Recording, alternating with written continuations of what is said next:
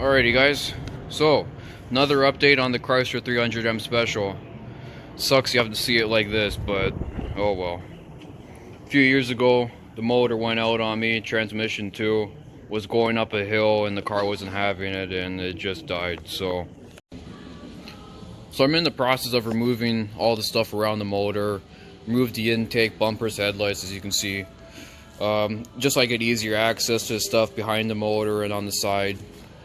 Because what I gotta do is drop the subframe with everything intact, just so it's a lot easier, because the motor can come out through the top no problem, but it's the transmission with the transaxles that's gonna be the problem. So I'm gonna drop the whole thing as one unit and we're gonna see how this goes.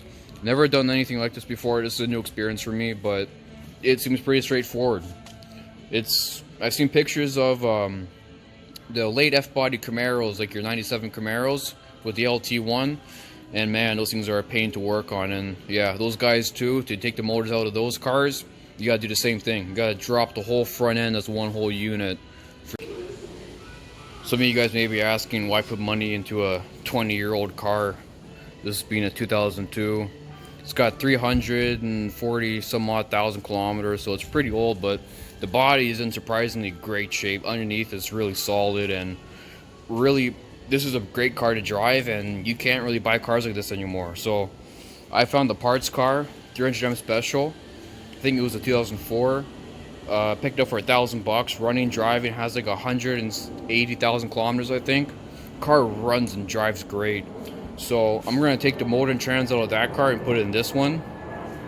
The reason why I'm not gonna fix the other car instead of fixing this one is because the other car has a rotten floor and it needs a whole bunch of suspension work and brake work, so I'm not gonna worry about that.